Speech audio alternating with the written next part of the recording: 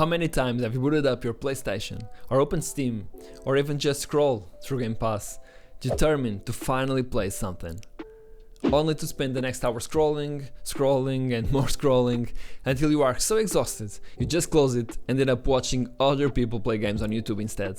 If it makes you feel any better, I also do this more times than I'd like to admit, and honestly, it's kind of ridiculous.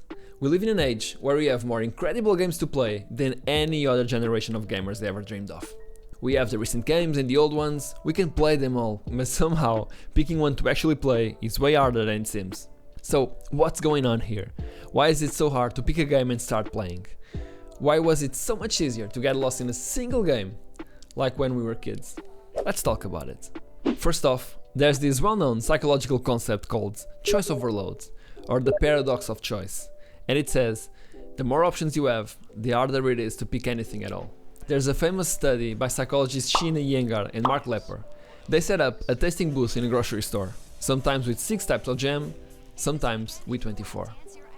Turns out, way more people stopped by when there were 24 different things available to see and buy. More variety, more to look at. But when it came to actually buying, people were 10 times more likely to buy something if there were only 6 options. Because yeah, we love seeing options, but making a choice stresses us out a lot more than we realize. Swap out jam for video games and that's basically your Steam library.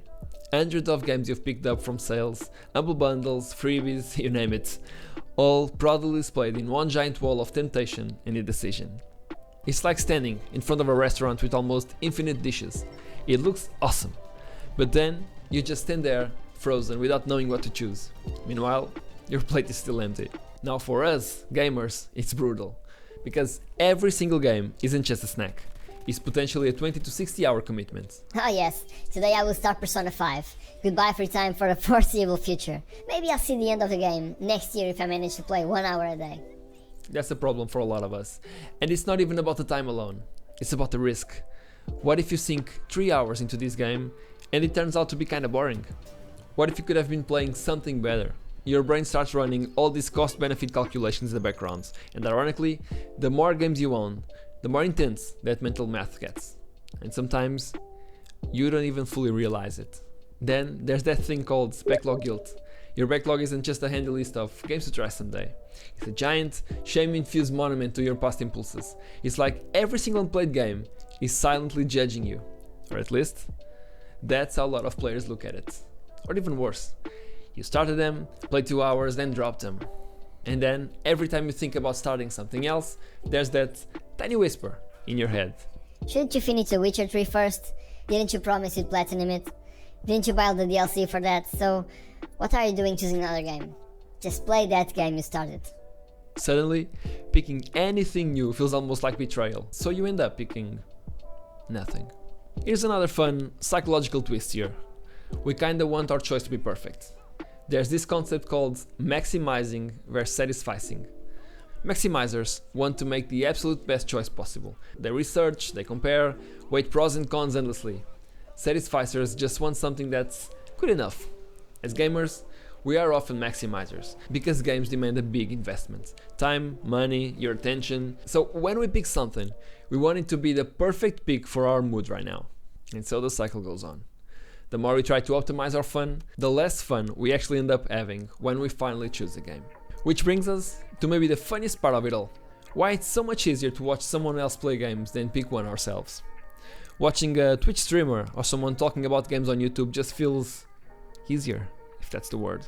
There is no commitment. You can opt between games without consequence. If it's boring, you just close that tab. If it's exciting, cool. You got the story beats without actually doing the work. You get all the entertainment with none of the guilt associated with. Plus, there's something cozy about it. It's social, in a way. It scratches that gaming itch without demanding anything from you. And hey, if the streamer sucks, at least it's funny, especially on multiplayer games. Now let's sprinkle in a fun little twist. Reviews and Metacritic scores can actually make this harder, because instead of just deciding what to play, your brain looks at that 76 on Metascore and think, maybe I'll regret this. It's like we're outsourcing our choices, and that just piles on more stress. Suddenly, it's not just about what you want, It's about not making the wrong choice, not missing out on a better game, not picking something that might waste your precious free time. So instead, here we go again, watching another review or another top 10 list, and the hours just continue to slip by without actually playing anything. And by the way, this isn't just me ranting. There are tons of studies on this paradox of choice stuff. Psychological Schwartz and Ward found that people with more options were less happy with their decisions, even when they made objectively better ones. They reported more regrets, more second guessing, more "what if I'd chosen differently?"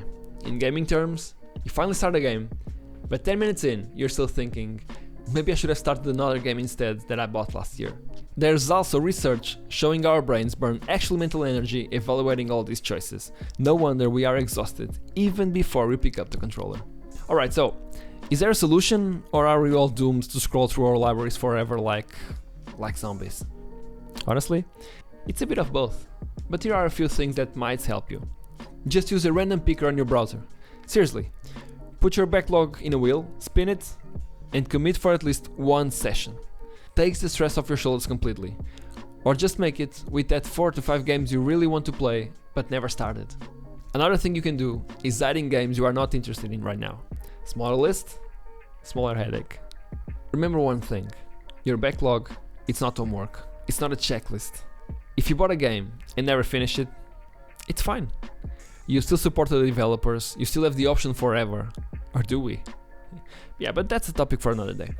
Also, you can try short, low-stake games. Indies, roguelikes, puzzle games, things you can dip in and out of. Sometimes it's that big RPGs that scare us off because we subconsciously dread the commitment. Or I mean, you can just embrace watching.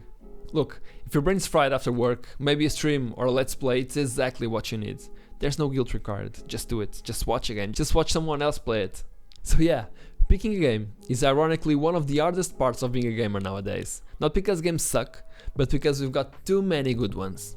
Or just too many overall. It's a choice overload, it's FOMO, it's the guilt of the backlog, all meshed together into this weird psychological cocktail that leaves us paralyzed on the home screen. But at the end of the day, this is still an amazing problem to have. We're living in the absolute golden age of games, with more variety, creativity, and cool experiences than ever before. If your biggest headache right now is deciding which awesome game to try next, that's kinda beautiful, isn't it?